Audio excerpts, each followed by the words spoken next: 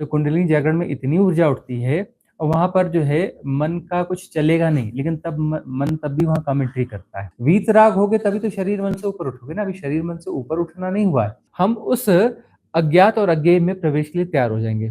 थोड़ा अज्ञात जैसा है लेकिन वह वस्तुतः अज्ञेय है, जो किसी भी केंद्र से जुड़ा हुआ है। ये जो स्वादिष्ठान चक्र से जुड़ा हुआ विकार है, वहां से जो है भय एकदम से आता है कि तुम मर जाओगे। संसार तुम्हारी निर्मित है, तुम एसोसिएट होकर जुड़ जुड़ करके संसार बनाते हो। यदि तुम न जुड़ो तो तुम साक्षी रहोगे, तटस्थ रहोगे, कूटस्थ रहोगे। प्रश्न लीना जी का है। स्वामी जी प्रणाम। पिछले 1 महीने से मैं आपको YouTube पर सुन रही हूँ और मुझे बहुत प्रेरणा मिली है। अभी तक मैंने कोई ध्यान विधि शुरू नहीं की है। 3 दिन पहले रात को मुझे नींद नहीं आ रही थी और सिर बहुत भारी लग रहा था। मुझे लगा कि शायद एसिडिटी है, इसलिए मैंने 2 गिलास पानी पीकर सोने की कोशिश की। अगले दिन सुबह मैंने आधा घंटा ध्यान किया, तभी मुझे ऐसा महसूस हुआ जैसे पेट से ऊपर की ओर 2 लो मतलब फ्लेम्स उठ रही हो। पैरों में बहुत तेज झंझनाहट हो रही थी और सिर भी भारी था, लेकिन एसिडिटी नहीं थी। यह अनुभव अगले 2 दिनों तक बना रहा और अभी भी वैसा ही है। कृपया बताएं मुझे क्या करना चाहिए, लीना। यह जो अनुभव हुआ है इसमें लौ जैसी जल रही है। होता तो सब एनर्जी का ही खेल है, एनर्जी जो है ऊपर उठ रही है। अब लौ की तरह महसूस हुई क्योंकि एनर्जी का फ्लो ज्यादा था।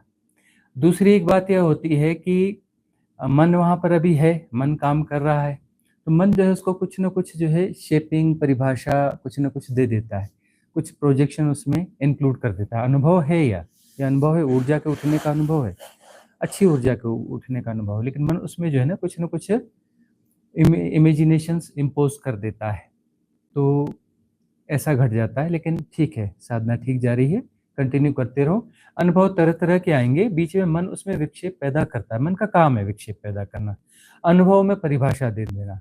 हम ऐसे कई बार बताते हैं ना कि कुंडलिनी जागरण भी जब होगा ना, तो कुंडलिनी जागरण में इतनी ऊर्जा उठती है और वहां पर जो है मन का कुछ चलेगा नहीं, लेकिन तब मन तब भी वहां कमेंट्री करता है। वह कुछ कुछ सजेशंस देता है, कुछ बताता है कि ऐसा वैसा यह वह, और उसकी कोई औकात वहां नहीं रहती इस एनर्जी में। वह उसको मैनिपुलेट नहीं कर सकता, मैनेज नहीं कर सकता, लेकिन तब भी उसकी कोशिश रहती है, वह कमेंट्री करता है। तो मन का काम है कि वह कुछ जो इमेजिनेशंस जो है इम्पोज करेगा ही करेगा, लेकिन अनुभव तो है, अनुभव तो अपनी जगह घटा है, ठीक है ना। और ऊर्जाओं के उठने का अनुभव है, ठीक है ना। और जो फ्लेम्स हैं उठ रही हैं, वो उठ रही हैं ऊर्जाएं और अपना काम कर रही हैं। उनका काम क्या है ऊर्जाओं का, जो राइट पाथ पे यदि चलेंगी साधना के माध्यम से तो अलाइनमेंट, तो चक्रों को अलाइनमेंट करना है ना, अन्य चक्रों को एक्टिवेशन करना, यही हो रहा है। तो अलग अलग तौर तरीकों से होता है, लेकिन काम सारे वही होते हैं। सोनिया रानी का एक प्रश्न आ रहा है, प्रणाम प्रभु, क्या थ्रू योर सेपरेशन विधि में हमें अलग अलग तरह के स्वप्न भी आते हैं जो कभी हमारे साथ हुआ ही नहीं, क्योंकि मेरे साथ ऐसा हो रहा है, कृपया बताएं। अब थ्रो योर सेपरेशन जो मेथड है, विधि है, इसमें आपने अपने सेपरेशन को थ्रो किया, तो कौन से सेपरेशन को थ्रो कर दिया, सारे को? कितने सेपरेशन, कितने तरीकों से जिया है। इस जन्म का सेपरेशन अलग है, पिछले जन्म का सेपरेशन अलग है, उसके नाम रूप अलग है, उसके नाम रूप अलग है, कितने सारे हैं। तो थ्रू योर सेपरेशन में बहुत सारे सेपरेशन एक साथ अपना फेंक दिए जाएंगे, लेकिन सारे नहीं जाते हैं। अब पिछले जन्मों के जो है बहुत सारे ऐसी चीजें रह जाती हैं जो उस समय उस वाला सेपरेशन थ्रो नहीं हुआ। तुम किसी एक सेपरेशन को जी रहे हो ऐसे नहीं, किसी एक नाम रूप को जी रहे हो ऐसा नहीं, तुम बहुत सारे नाम रूपों को जी रहे हो, बहुत सारे नाम रूपों को जी रहे हो। वो जातक कथाएं सुनी है ना बुद्ध की, एक जन्म में मैं यह था, एक जन्म में मैं वानर था, एक जन्म में मैं राजा था, एक जन्म में लकड़हारा था, एक जन्म में हाथी था, एक जन्म में चींटी था। तो इतनी जातक कथाएं, मतलब उतने नाम रूपों को जिया है, ढेर सारे नाम रूपों को जिया है। तो सारे जो नाम रूप हैं वह अभी विसर्जित नहीं हुए हैं थ्रू योर सेपरेशन में, इसलिए इस विधि को थोड़ा लंबा करने की जरूरत है। और वो सपना आ रहे हैं, तो सपना आ रहे हैं मतलब ऊपर की लेयर साफ हो गई है, ऊपर की लेयर साफ हो गई तो अब नीचे की लेयर्स खुल रही हैं, तो वह दिखना चालू होंगे। स्वप्न अब उस नाम रूप से जुड़े हुए स्वप्न आते हैं। अभी तो में जो स्वप्न आते हैं, ज्यादातर स्वप्न कौन से आते हैं, खुद इस नाम रूप से जुड़े हुए स्वप्न आते हैं ना, इस नाम रूप से जुड़े हुए स्वप्न आते हैं ना, तो उसमें पुराने नाम रूपों से जुड़े हुए स्वप्न आना चालू हो जाते हैं। तो अब वहाँ क्या है कि साधना विधि कंटिन्यू रखो, तो धीरे धीरे वो नाम रूप भी विसर्जित होते चलेंगे, वो उनको भी थ्रो करते रहो, जब तक थ्रो करने योग्य कुछ भी शेष है तब तक उसे फेंकते रहो। सारे नाम रूपों को, सारे सेपरेशन को फेंकते रहो। अगला प्रश्न कम्युनिटी से ले लेते हैं। अगला है सपना तिरथानी, अजमेर राजस्थान से। प्रणाम गुरुजी, आभार गुरुजी। कुछ कल से ऐसा लग रहा है जैसे मैं हूं ही नहीं। मुझे ना गुस्सा आ रहा है, ना प्यार, ना कुछ। अगर कहे विरक्ति पर मुझे लग रहा है किसी की विरक्ति में हूं ही नहीं। ना ही कोई भगवान शैतान, ना कुछ है, कुछ भी नहीं हूं। कोई रुचि नहीं है और जो जैसा कर रहा है ठीक है, वो उसकी स्वतंत्रता। बाकी मुझे फिजूल के पिछड़ी बातों चीजों में नहीं जाना। ठीक है, सपना का जो यह अनुभव है बहुत अच्छा अनुभव है। पहली इसका वैराग्य बोध जो है शुरू से ही बहुत अच्छा रहा है, और अब जो वैराग्य बोध और सघन हो रहा है, तो वैराग्य बोध सघन होता है तो वहां पर ये इस किस्म का ट्रांजिट फेज आता है ना, जो वैराग्य अपने पीक पर जाता है, कुछ नहीं करने का मन होता है। इसमें बहुत सारी ऐसी स्थितियां रही हैं बहुत सारे साधकों की कि उस समय जो है वो पता चला शारीरिक रूप से भी शिथिल पड़े ही रहते हैं, कुछ नहीं कर रहे होते हैं, कुछ नहीं कर रहे होते हैं, सब हो रहा है, जाना जा रहा है, उसमें शरीर भी शिथिल हो जाता है। क्यों? क्योंकि साइकोसोमेटिक है ना, इफेक्ट्स वहां तक रहते हैं, फिर धीरे धीरे धीरे रिसेटलमेंट होता है, सामान्य होता है, तब शरीर जो है नॉर्मल उसमें आ जाता है ना। अभी शरीर जो है वो उसको फॉलो कर रहा है, उस चीज को भी फॉलो करेगा, मन उसको फॉलो कर रहा है। फिर में शरीर और मन, जो वैराग्य मतलब शरीर और मन सब पे इफेक्ट डालेगा ना। वीतराग होगे तभी तो शरीर मन से ऊपर उठोगे ना, अभी शरीर मन से ऊपर उठना नहीं हुआ है, लेकिन जो है शुद्धि काफी हद तक हो रही है। वैराग्य से शुद्धि होती है ना, बहुत सारे मोह पकड़ छूट जाते हैं, तो जिनसे मोह पकड़ छूट जाता है उससे रिलेटेड जितने भी संस्कार हैं उनकी नजरा होती चलती है, सफाई होती चलती है, तो अच्छी स्थिति में आ गई है। अब एक ट्रांजिट फेज जैसा है, ये ट्रांजिट फेज जैसा है सपना के लिए, और जो अपनी साधना वो कंटिन्यू रखे, वीतरागता में भी उसकी स्थिति बनेगी। अभी जो है वैराग्य में स्थिति है, बाद में वीतरागता में उसकी स्थिति बनेगी, मंगल होगा, कल्याण होगा। साधना कंटिन्यू रखे। अम्बरीश आत्रे, इनका प्रश्न है, how can we know that our chakra are aligned. हमारे चक्र अलाइंड हो गए, हमें कैसे पता चलेगा? निर्भर लगेगा, हल्का लगेगा, द्वंद्व जो है द्वंद्व मिटने लगेंगे। जो बहुत ज्यादा द्वंद्वों को जी रहे हो वह द्वंद्व जो है मिटने लगेंगे। अलाइनमेंट का मतलब तो ये हुआ ना, निर्भर लगेगा, हल्का लगेगा, सबसे बड़ी बात तो यह है। और द्वंद्व जो है वो कम से कम होते चले जाएंगे। और दूसरी बात है कि जिन चक्रों का अलाइनमेंट हो रहा है, जैसे अपर चक्रा तक अलाइनमेंट होके जाओगे तो उन चक्रों से जुड़े हुए अनुभव आने लगेंगे ना। अब छठे चक्र तक जा रहे हो तो अहम ब्रह्मास्मि जैसा अनुभव होगा, और जो है पांचवें चक्र तक जा रहे हो तो फिर साक्ष्य तो बड़ा सघन हो जाएगा। चौथे चक्र अनाहत में जा रहे हो तो भाव बड़ा सघन हो जाएगा, वहां तक अलाइनमेंट हुआ है तो। इस प्रकार से जो है अलग अलग चक्रों के अलग अलग अनुभव होते हैं। अगला प्रश्न कम्युनिटी से ले लेते हैं। सुमित परिचारक का है ये। सदगुरु चरणों में शीश समर्पित। भगवान बुद्ध कहते हैं सत्य के मार्ग पर चलो क्योंकि वही सबसे स्थिर है। ये जो सत्य भगवान बुद्ध को अभिप्रेत है वो क्या है और कौन सा है? कृपया गुरुवर्य इसको हमें समझाएं। सत्य के मार्ग पर चलो, तो सत्य के मार्ग पर चलो, कौन से सत्य के मार्ग पर चलो?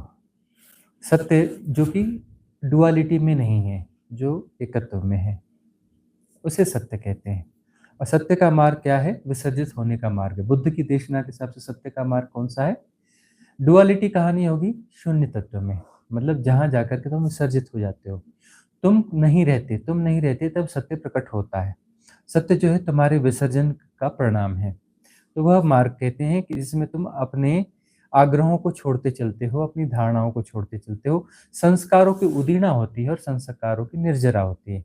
तो जितने भी तुम्हारे संस्कार हैं उनकी उदीर्णा होती रहे, उनकी निर्जरा होती रहे, तुम समता को पुष्ट रखो। तो ऐसे करते करते करते तुम जो है मिटते चले जाओगे, अन्यथा शून्य बचेगा, तुम शून्य में विसर्जित हो जाओगे, और तब वहां पे सत्य प्रकट होगा। तो सत्य की बात जो है भगवान बुद्ध कहते हैं, वह उनकी देशना जो है यही देशना है। संजय सखा, इनका प्रश्न आ रहा है, नमस्कार सदगुरु, क्या सहजता और मौन एक ही है? यह प्रश्न तो शायद हमने लिया था ना, सहजता और मौन जो है एक ही है। क्योंकि देखो, जहाँ तुम सहज रहोगे ना तो वहां पर जो है द्वंद्व रहेगा ही नहीं, और जहाँ द्वंद्व नहीं है ना वहां पर मौन है, वहां पर मौन है। मौन का अर्थ है भीतर के मौन की बात चल रही है, भीतर का मौन घटेगा ही तभी जब द्वंद्व मिट जाए, और द्वंद्व मिट गया तो फिर तो सहजता है ही ना, सहजता का मतलब है कि द्वंद्वातीत स्थिति, और द्वंद्वातीत स्थिति है तो वह सहजता है, और वहां पर मौन ही होगा।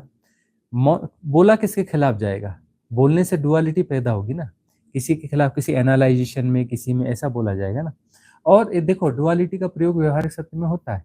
जो बुद्ध पुरुष हैं वह भी डुअलिटी का प्रयोग करते हैं। मन का जब प्रयोग करेंगे तो द्वैत के हिसाब से करेंगे, तब वह लिया कर रहे हैं जानते हुए, क्योंकि दो नहीं है, अनेक नहीं है, एक ही है। लेकिन जो है उस जो एक होने को जानते हुए भी डुअलिटी का अभिनय होता है, तब ये खेल चलता है, तभी खेल की तरह होता है, तब यह जो है स्ट्रेस नहीं होता, तभी खेल की तरह होता है, अभिनय की तरह होता है। अगला प्रश्न कम्युनिटी से ले लेते हैं। एक कविता घरपुरे का है। हाँ। प्रणाम गुरुजी, आज जब मैं नाभि केंद्र वाली विधि कर रही थी तो विधि के तुरंत बाद अचानक मेरी सांस बहुत धीमी हो गई। फिर थोड़ा मैं डर गई, जैसे परसों हुआ था, पर वो अवस्था ज्यादा देर नहीं थी। फिर आपने कहा था, डरना नहीं कविता, अस्तित्व पर श्रद्धा रखो, कोई गुणा भाग मत करो। आज वापस वैसी ही स्थिति बनी और फिर मैंने कहा, गुरुजी मदद कीजिए, और अचानक आपकी बातें गूंजने लगी, डरना नहीं कविता, अस्तित्व पर श्रद्धा रखो। अब ये अवस्था बार बार घट रही है, पर अब मैं डर नहीं रही गुरुजी। इस अवस्था में लंबे समय तक बैठ जाती हूँ, और अगर एक घंटे बाद ऐसा लगता है कहीं दर्द हो रहा है तो मैं लेट जाती हूँ, पर वो अवस्था वैसी ही रहती है। अगर बॉडी स्टिफ हो जाती है तब नहीं कर पाती। पर कल ऐसा लगा जब मैं बैठी थी, मुझे मेरे पेट में समुद्र की लहरें दिख रही थी। ये क्या मेरे डर को इंगित कर रही है? ये कौन सी अवस्था है गुरुजी? हाँ, पेट में समुद्र की लहरें मतलब नाभि चक्र, स्वादिष्ठान। तो स्वादिष्ठान चक्र जो है वो भय का केंद्र है, वहां पर भय होता है। तो अब कविता की जो साधना है बहुत अच्छी जा चुकी है, बहुत ऊपर तक जा चुकी है, लेकिन फिर भी अवरोध बन रहा है। साधना की बहुत अच्छी अवस्थाएं घट रही हैं और छलांग लगने जैसी स्थिति आती है। लोअर चक्रास यदि क्लीन नहीं है तो फिर वहां पर जो है छलांग लगने में दिक्कत होती है। तो अब उसके नाभि में जो है स्वादिष्ठान चक्र में समुद्र की लहरें यानी भय की लहरें, भय वहां पे उठता है। अब भय कम हो गया है उसका, लेकिन भय विसर्जित नहीं हुआ है। भय उसका कम हो गया है लेकिन विसर्जित नहीं हुआ है। और भय जो है बहुत बड़ी बाधा है ना। मुक्ति में सबसे बड़ी बाधा भय की है। और भय किस बात का होता है? घूम फिर कर भय होता है सेपरेशन को बचाने का। कोई भी उसका परिभाषा दे दो, कोई भी नाम दे दो, सारा भय जो है सेपरेशन को बचाने के लिए होता है।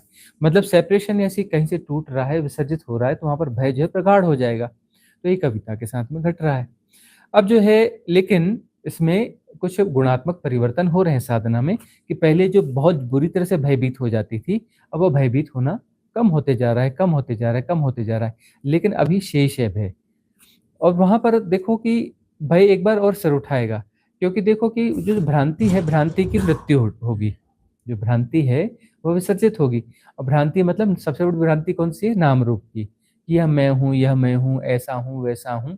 ये नाम रूप की भ्रांति जो है, यही सबसे बड़ी भ्रांति है, और यह विसर्जित होनी चाहिए, और यह विसर्जित हो जाएगी। यह विसर्जित हो जाएगी। साधना उसको कंटिन्यू रखना चाहिए, समता को पुष्ट करना चाहिए। तो भय तो उठ रहा है, भय से लड़ना नहीं होता है, भय को समझना भी नहीं होता है, सिर्फ समता को पुष्ट रखना पड़ता है।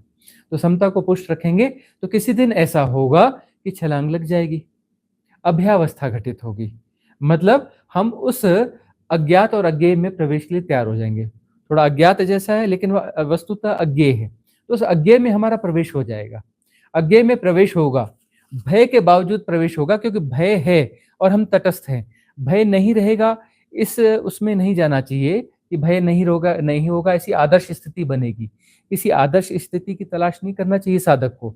साधक को जो है उसके बावजूद अब समता में बने रहना चाहिए। भय अपना काम कर रहा है, भय अपना काम कर रहा है, लेकिन अपनी समता को पुष्ट रखो।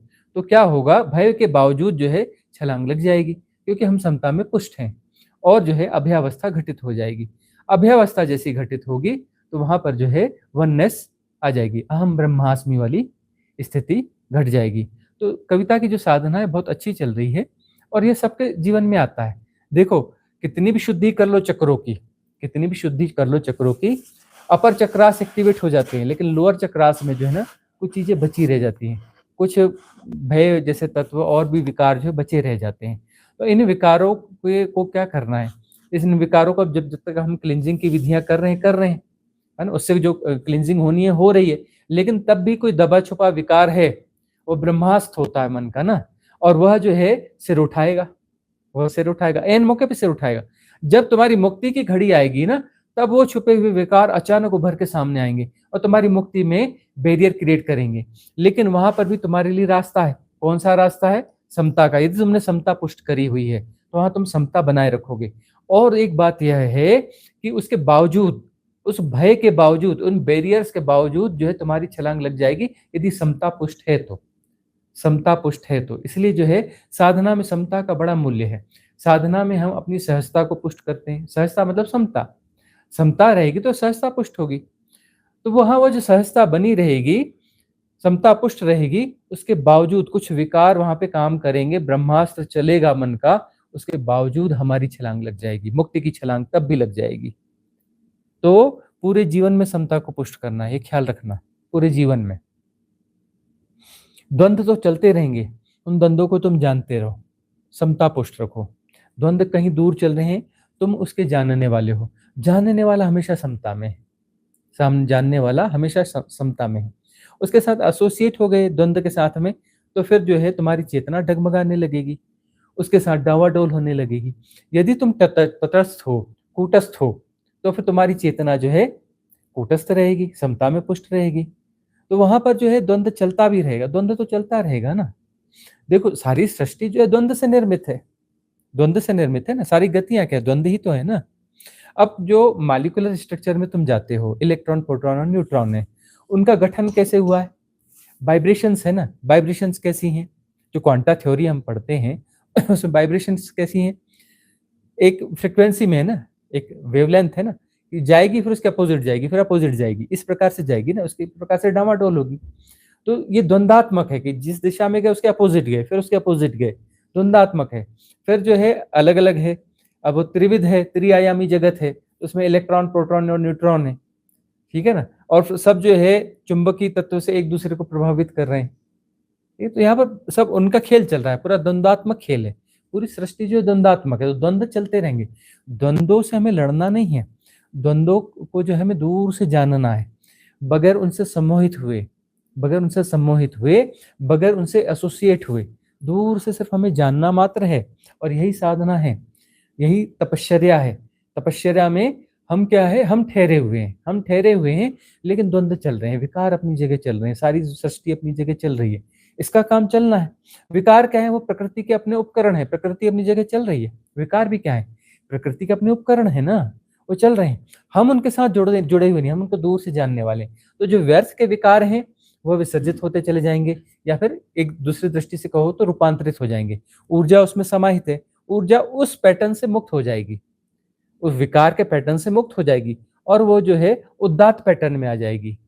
जो लोभ है, लोभ दान में बदल जाएगा, क्रोध करुणा में बदल जाएगा। इस प्रकार से वही ऊर्जा जो है रूपांतरित होने लगेगी। यदि हम तटस्थ रहते तो उदात्त होगी, क्योंकि उसको ऊपर चढ़ना है तो पहले उदात्त होना पड़ेगा, और उदात्त होने के बाद में फिर ये और ऊपर चली जाएगी, इन सारे द्वंद्व द्वैत के पार चली जाएगी। वही ऊर्जा फिर सुषुम्ना नाड़ी बनेगी। वहां से जब उन पैटर्न से मुक्त होगी तो सुषुम्ना नाड़ी बनेगी, है ना। और वो नाड़ी ऊर्जाओं की नाड़ी है, ऊर्जाओं की नाड़ी। ऊर्जाएं भी फंसी हुई हैं, कहाँ फंसी हुई हैं?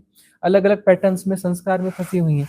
जब वहां से ऊर्जाएं मुक्त होंगी तो वही ऊर्जा तो सुषुम्ना नाड़ी बनेगी ना। उसके लिए बहुत ऊर्जा की जरूरत है। वहां पर इन्वेस्टमेंट हमारा खत्म हो जाएगा। तो हमारी जो बीइंग है वो ऊर्जाओं का प्रवाह है। तो हमारी बीइंग जो ऊर्जाओं का प्रवाह है, प्लस जो ऊर्जाएं वहां पर पैटर्न में फंसी हुई है, वो सब संयुक्त हो जाएंगे मुक्त होकर के, और जो है फिर वह सुषुम्ना नाड़ी बन करके फिर तब जो चक्र भेदन होगा, वह चक्र भेदन पूरा पूरा होगा। सारे चक्रों का भेदन होते हुए सहस्त्रार पे आकर के फिर जो है सहस्त्रार को तोड़ करके दशम द्वार खुल जाएगा। ब्रह्मरंध्र जो है, ब्रह्म क्षेत्र में ब्रह्मरंध्र पैदा होगा, एक होल पैदा होगा, 10वां द्वार खुलेगा, है ना। ये उसके लिए बहुत ज्यादा ऊर्जा का प्रवाह चाहिए। कुंड की ऊर्जा यानी कि हमारी जो बीइंग है, और जो है पैटर्न में फंसी हुई ऊर्जा, सारी ऊर्जा समायोजित हो जाएगी, तब सुषुम्ना नाड़ी बनेगी। और कुंड की ऊर्जा जो है फिर उस सुषुम्ना नाड़ी के भीतर एकदम प्रवाह से बहेगी, तब 10वां द्वार खुलेगा। तो इस प्रकार से होता है। तो हमारे हाथ में क्या होता है? हमारे हाथ में होता है समता को पुष्ट करना। साधना समता को पुष्ट करने की साधना है, इस बात को हमेशा ख्याल रखना, समता को पुष्ट रखना है। एक प्रश्न जो है शांता सपोटा का आ रहा है काठमांडू नेपाल से। प्रणाम guruji, I feel the gurujis are speaking as if they are the creator. I feel the Gurujis are speaking as if they are the creator. अब जो है वह क्रिएटर है और क्रिएशन है। चलो ये बीच का अनुभव है, लेकिन अंततः बात क्या है कि कोई क्रिएटर है और कोई क्रिएशन है, यहाँ पर द्वंद्व की ही बात होती है। सृष्टा स्वयं सृष्ट हो रहा है, आंतरिक अनुभव यह आएगा शांता। सृष्टा सृष्टि को बना नहीं रहा है, सृष्टा स्वयं सृष्ट हो रहा है। तो गुरु जो है वह जो कह रहा है वह एक क्रिएटर की तरह कह रहा है। यह ठीक है, बीच का अनुभव है, यह बीच का अनुभव है, परिपूर्ण अनुभव नहीं है। परिपूर्ण अनुभव यह होगा कि सृष्टा जो है सृष्टि नहीं बना रहा है, सृष्टा स्वयं सृष्ट हो रहा है। यह सभी साधकों को घूम फिर कर समझना ही होता है, क्योंकि वहीं हम तोड़ देते हैं ना, शुरुआत में ही हम जो तोड़ देते हैं ना, डुअलिटी हम पैदा कर लेते हैं कि कोई सृष्टा अलग है और सृष्टि अलग है। नहीं, परमात्मा ही है, परमात्मा के होने का ढंग है, परमात्मा के होने का ढंग है। परमात्मा सृष्टि को बनाकर उससे अलग नहीं होता, वो सृष्टि में समाया हुआ है, अपनी सृष्टि में वो समाया हुआ है, वह उसे लगातार निर्मित करता है।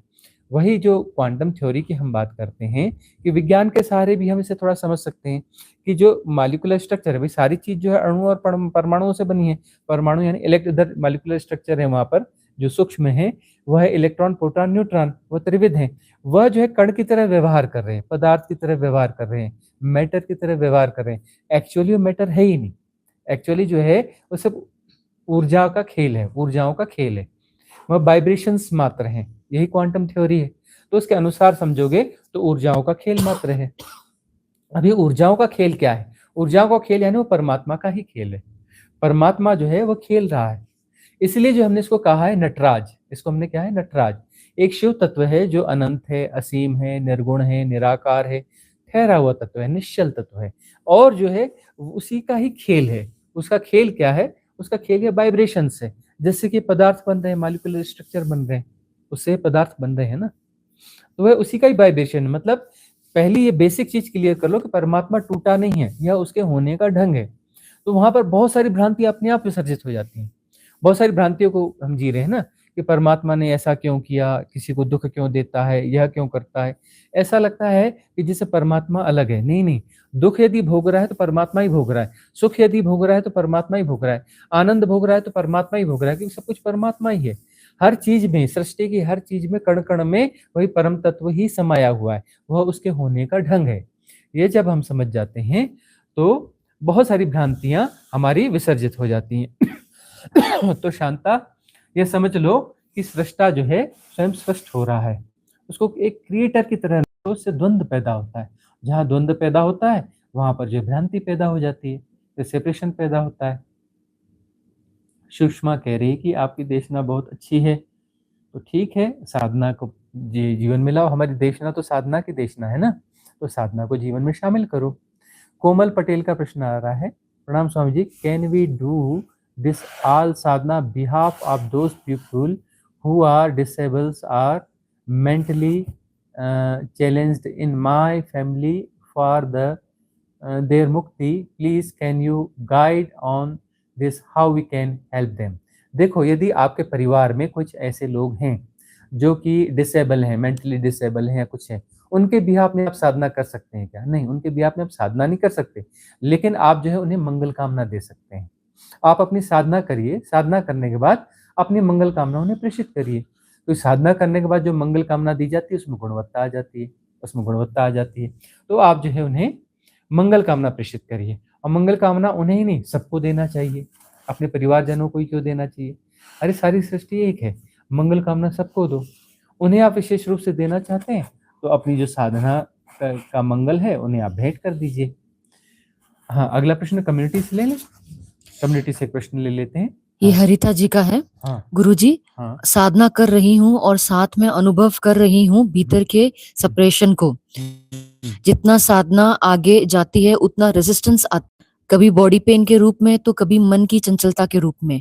पर अवेयरनेस है कि दृष्टा बने रहना है और खुद पर ना क्रोध करना है और ना ही गिव अप करना है। आपके मार्गदर्शन का आभार।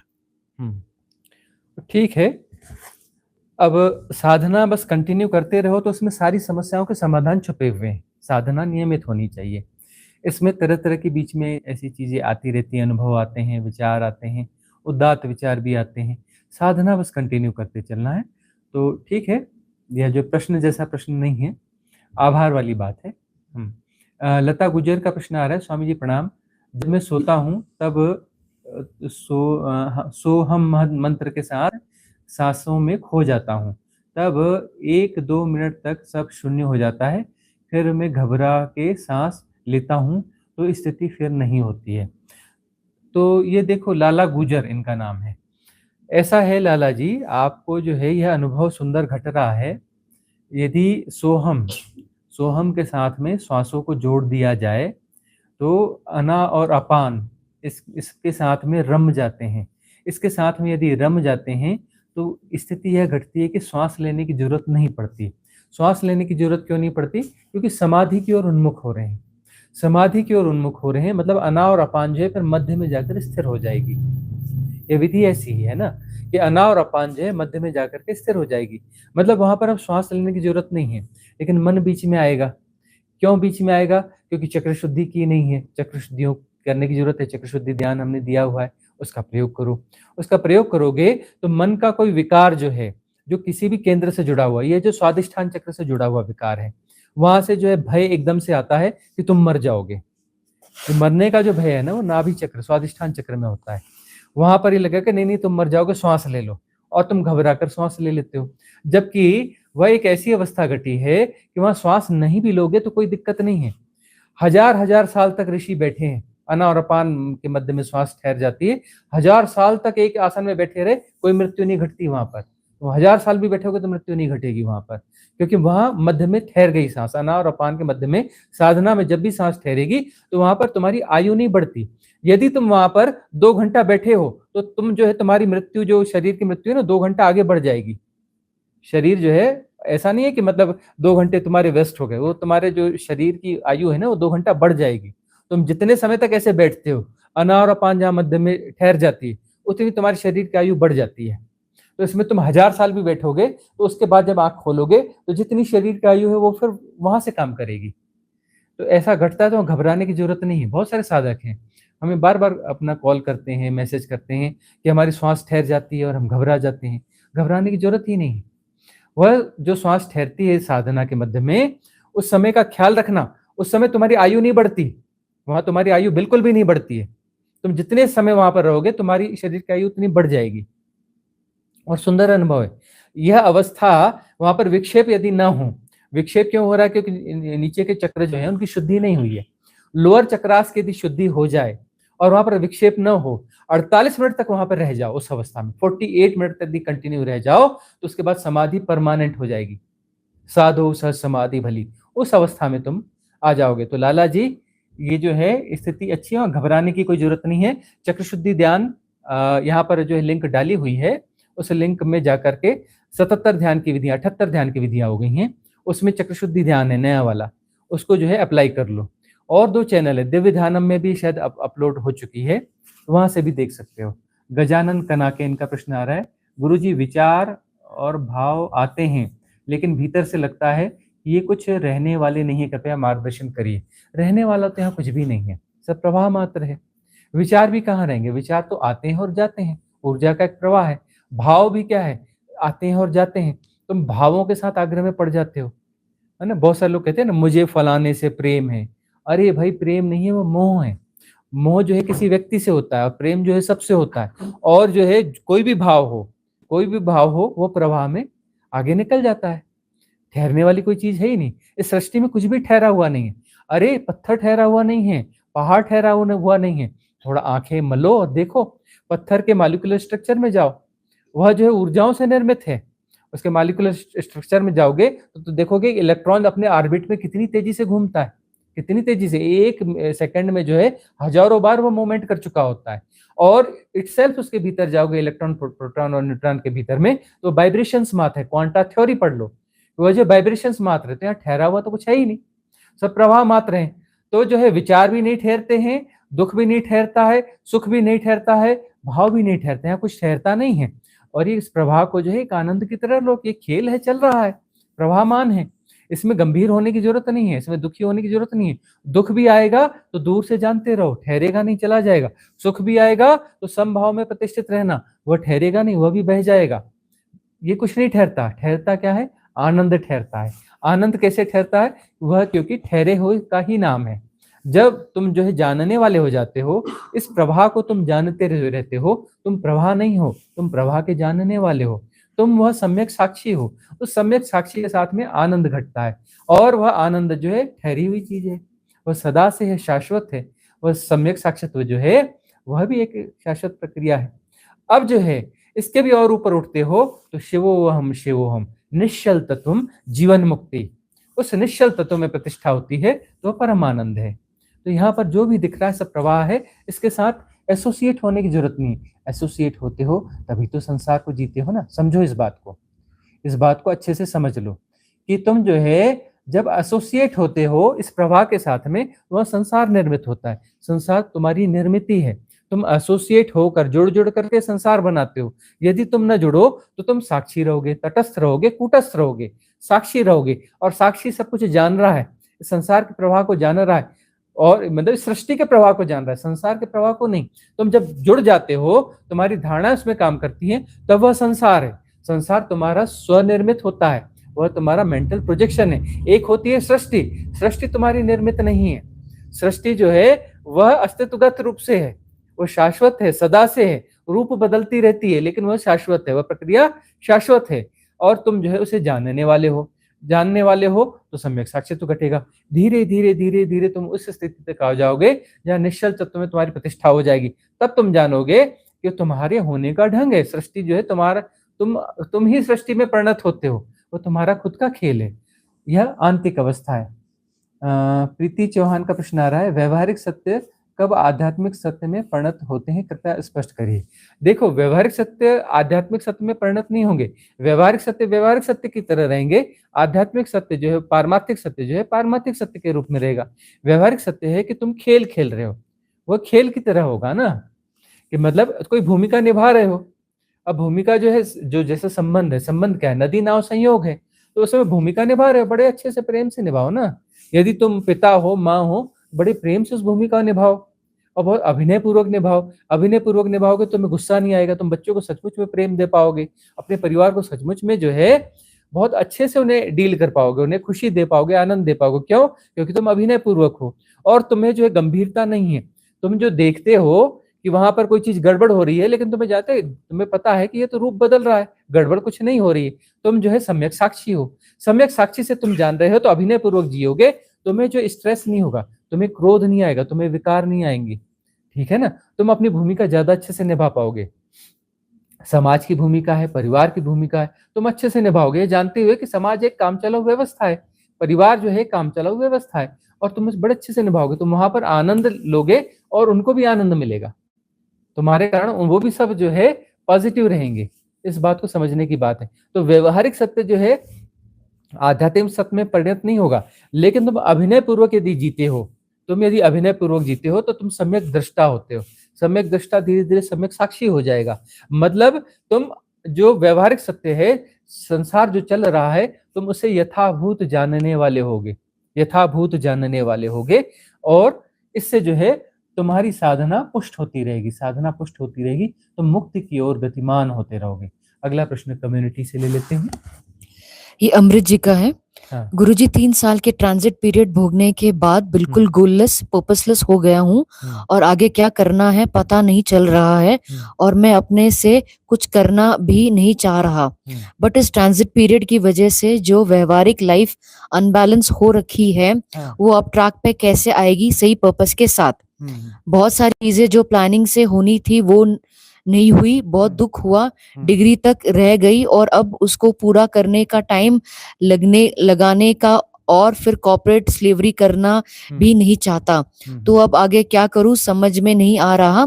व्यवहारिक लाइफ बैलेंस करने के लिए इसी बारे में मुझे आपसे कॉल पे बात करनी थी, एक बार कृपया हाँ, तो मार्गदर्शन। ठीक है, अमृत के जीवन में ऐसा हो रहा है कि उसकी साधना ठीक चल रही है, और ठीक चल रही है तो ट्रांजिट फेज आएगा ही, भी तपस्या का काल आएगा ही ना। पुराने पुण्यों का उदय हुआ, उसकी साधना गहरी गई तो 3 साल से उसका ट्रांजिट फेज चल रहा है, मतलब तपस्या का काल चल रहा है। और उसका कहना है कि तपस्या का काल पूरा हो गया, पूरा नहीं हुआ है, अभी तपस्या का काल बाकी है। और उसको चिंता की इसलिए जरूरत नहीं है, लाइबिलिटी तो उसने क्रिएट नहीं करी, कोई शादी ब्याह तो उसने किया नहीं है, किसी को उसको पालना पोसना तो है ही नहीं। और उसकी जो अपनी जरूरतें हैं, परिवार तो पूरा कर रहा है ना, परिवार तो उसे सपोर्ट कर रहा है, और उसकी साधना में बाधा भी नहीं बन रहा है। अब व्यवहारिक सत्य के लिए जो है अभी उसकी स्थिति बनी नहीं है, अब उसने जो डिग्री कंप्लीट नहीं कर पाया है, तो अब यदि उसके स्थिति बनेगी, थोड़ी स्थिति नॉर्मल होगी, तो डिग्री अपनी कंप्लीट कर सकता है। अब उसका कहना है कि मैं कॉर्पोरेट स्लेवरी नहीं करना चाहता, नहीं करना चाहते तो व्यवहारिक सत्य के हिसाब से कुछ दूसरा कर लोगे। व्यवहारिक सत्य में जो अपनी भूमिका निभानी है वो कहीं ना कहीं निभाओगे, कुछ जरूरी थोड़ी कि नौकरी करो, अपना कोई स्टार्टअप करोगे, छोटा मोटा कुछ काम करोगे और धीरे धीरे उसे ग्रो कर लोगे। कब करोगे? जब वो स्थिति आएगी। अभी ट्रांजिट फेज चल रहा है, तो ट्रांजिट फेज चल रहा है तो अभी कुछ करने का मन नहीं हो रहा है, लेकिन साधना कंटिन्यू करते रहो, ये ट्रांजिट फेज जो है अब बैलेंस स्थिति में आ जाएगा। व्यवहारिक सत्य और पारमार्थिक सत्य जो है दोनों का बैलेंस बनेगा, और ये बनाना भी पड़ेगा, आगे जाके तो बनाना पड़ेगा भाई। अभी तुम्हारे ने कोई लाइबिलिटीज क्रिएट नहीं करी, तुम्हारी कोई चिंता की बात नहीं है, परिवार तुम्हारा भरण पोषण कर रहा है, तुम्हें साधना में भी सहयोग दे रहा है, बहुत अच्छी बात है। अब जो है एक समय के बाद में तुम्हें सेल्फ डिपेंड तो होना पड़ेगा, परिवार पर कब तक आश्रित रहोगे, ठीक है ना। तो वह जो स्थिति आएगी अपने आप आएगी। अस्तित्व पर श्रद्धा रखो और अपनी साधना कंटिन्यू करते रहो। अस्तित्व पर श्रद्धा रखना है, साधना कंटिन्यू करते रहो। अब देखो कि तुम्हें धन्यवाद भाव से भरा होना है ना सबके प्रति, कि तुम्हें जो है छोटी उम्र में साधना घटित हुई, बहुत सुंदर साधना घटित हो रही है छोटी उम्र में ही, और कोई लाइबिलिटीज भी क्रिएट नहीं करी है, लाइबिलिटीज तुम क्रिएट भी नहीं करने वाले हो, तो बाद में कितना करना है, बस खुद की सर्वाइवल के लिए काम करना है ना, वो तो होता चला जाएगा। इतना स्किल तो है, इतने तो पढ़े लिखे हो ही हो, है ना, कुछ ना कुछ कर ही लोगे। तो इसमें जो है और कोई सी बातचीत, फोन पे बातचीत की जरूरत नहीं है। श्रद्धा पूर्वक अस्तित्व पर जो है अपना काम करते चलो, साधना करते चलो, साधना कंटिन्यू रहनी चाहिए। ये नर्तन जी का प्रश्न आ रहा है माधवपुर गुजरात से। स्वामी जी, आपकी दी गई ध्यान विधियों को कितने समय तक करना चाहिए? कितने समय तक करना चाहिए? देखिए, कोई विधि है ना, वो 21 दिन तो कम से कम करना ही चाहिए, वो बायोलॉजिकल क्लॉक के साथ फिर सेट होती है ना। और यदि उससे अनुकूलता बन रही है, फायदा हो रहा है, तो उस ध्यान की विधि को 90 दिन तक ले जाना चाहिए। और 90 दिन तक उस ध्यान की विधि को ले गए और उसमें अपना 100% दिया है, तो कारगर हो ही जाएगी। वो तुम्हारे बहुत सारे कर्मों को काट देगी बहुत सारे कर्मों को वो जो है काट ही देगी, और जो है बहुत सारे विकारों को काट देगी, चक्र शुद्धि होगी।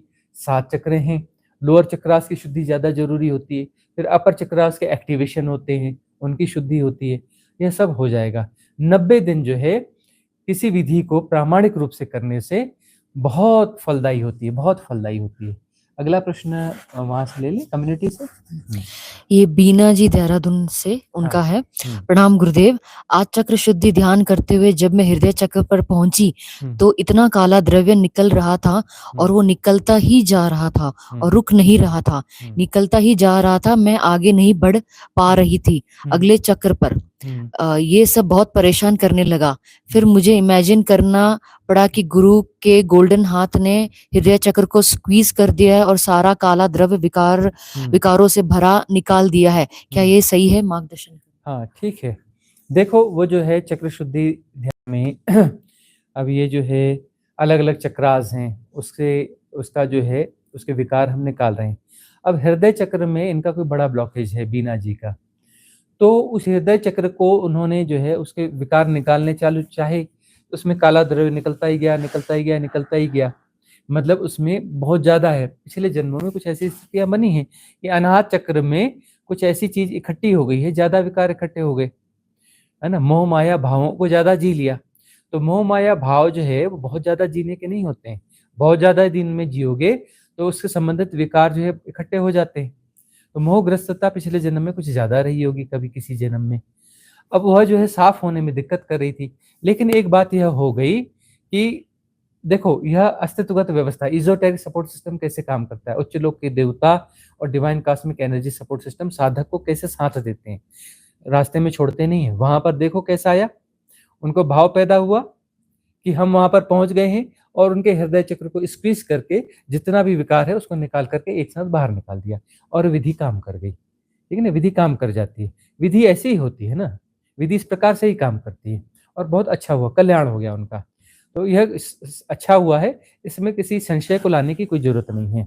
रामदास, इनका प्रश्न आ रहा है, गुरुजी हमने गलत विधियों से ज्ञान ले लिया, जिसकी वजह से शरीर में विष बन जाता है, बेहोशी रहती है, हमेशा गलत कार्य हो रहा है, आज्ञा चक्र पर भी गए हैं गुरुजी, हम इन विद्या से कैसे निकले, मार्गदर्शन कीजिए। पहला तो हम निवेदन करें, ये शॉर्टकट वाली लैंग्वेज न लिखा करें, व्याकरण के हिसाब से परिपूर्ण लैंग्वेज लिखा करें ताकि पढ़ने में आसानी हो। अब रामदास जी, आपने जो भी गलत विधियां करी हैं, कर ली तो कर ली, जो बीत गया सो बीत गया, बीती ताही बिसार दे। अब हमारे हाथ में क्या है, अब सही विधियों का प्रयोग करो। अब जो भी हो गया है उससे विष पैदा हो गया या विकार बढ़ गए हैं शरीर में, दूर किया जा सकता है ना। गलत विधियों से इकट्ठा कर सकते तो सही विधियों से साफ भी किया जा सकता है। तो क्लिनजिंग के हमने जो है बहुत सारी विधियां दी हुई हैं, कुल 77 मेथड्स जो है वो आ चुकी हैं। उसमें बहुत सारी विधियां क्लिनजिंग की विधियां, चक्र शुद्धि ध्यान बहुत अच्छा है, 10 दिसंबर वाला ध्यान अच्छा है, शिवोहम ध्यान है, संपूर्ण ध्यान है। इन विधियों में से एक दो विधियों का प्रयोग करें। उसके अलावा जब शुद्धि प्रॉपर हो जाए तो मंगल कामना, क्षमा याचना, हमारे कारण यदि किसी को कुछ दुख पहुंचा हो, तकलीफ पहुंची हो, तो उनसे क्षमा याचना करें और मंगल कामना दे दें। किसी भी जन्म में कहीं पर भी हो तो उनकी मंगल कामना करेंगे तो फिर उनका मंगल हो जाएगा, तो खुद का भी मंगल हो जाएगा, क्योंकि उनसे कर्म प्रारब्ध कट जाएंगे ना। उनका जब मंगल होगा तो क्षमा याचना हो जाएगी, क्षमा याचना की तो कर्म बंध कट जाएगा। और कहीं कहीं भी हो, हमें पता हो ना पता हो, सारे कर्म बंध कट जाते हैं। तो ऐसी विधियां उपलब्ध हैं, इन विधियों का प्रयोग करो, मंगल हो जाएगा, कल्याण हो जाएगा। गलती सबसे हो जाती, हो गई तो हो गई, सुधारा भी तो जा सकता है, उपाय भी तो है, उस उपाय का प्रयोग कर लो। अगला प्रश्न वहां से कम्युनिटी से ले लेते हैं। स्वाति जी का है। हाँ। प्रणाम गुरुदेव, आपके आशीर्वाद से मैं श्वास ध्यान, क्षमा याचना, मंगल कामना, संपूर्ण ध्यान विधि और चक्र शुद्धि ध्यान कर रही हूँ। चक्र शुद्धि ध्यान करते हुए 38 दिन हुए हैं, लेकिन मुझे अब चक्र शुद्धि ध्यान करने का मन नहीं कर रहा। अंदर से आवाज आती है, छोड़ दो इस ध्यान को, कोई दूसरा ध्यान कर लो। कृपया मार्गदर्शन। हाँ तो ठीक है, 38 दिन तक वो ध्यान कर लिया है ना, तो ठीक है। अब क्या है, दूसरी ध्यान विधि पकड़ लो। ठीक है ना, इतनी ज्यादा विधियां क्यों दी हैं, क्योंकि हर विधि अलग अलग तरीके से काम करेगी। बहुत सारे विकारों को कोई विधि बहुत अच्छे से निकाल देती है। अब शेष विकार रह गए तो उसमें फिर दूसरी विधियां हमने दी हुई हैं, उन विधियों का प्रयोग करो तो चक्र शुद्धि करती चलेगी। चक्र शुद्धि ध्यान से जो चक्र शुद्धि जितने होने थे उतने हो गए। अब अलग अलग कहीं जगह पर बहुत सारे विकार होंगे, सब कॉन्शियस माइंड के कोई विकार होंगे, कर्मा क्लिनजिंग का ध्यान कर लें, कर्मों को जो है धो के साफ कर लें। कर्मा डिजॉल्विंग मेडिटेशन मेथड है ना, उस मेथड का प्रयोग कर लें, सारे कर्म जो है धो दें, साफ कर दें। और अब जो चक्र शुद्धि के अलावा दूसरी ध्यान विधियां कर रही हैं, संपूर्ण ध्यान है, शिवोहम ध्यान है, तो इन विधियों का प्रयोग करते चलें। ठीक है ना, विधि पर बदलने में कोई दिक्कत नहीं है। ये विधि इन्होंने काफी दिन कर ली है, उसने काफी कुछ काम कर दिया है। बाद में कभी लगता है कि उस विधि की दोबारा जरूरत है तो दोबारा कर लेंगे। तो विधियों को कंटिन्यू करते चले, मंगल तो हो ही रहा है, कल्याण तो हो रहा है, बहुत अच्छी बात है।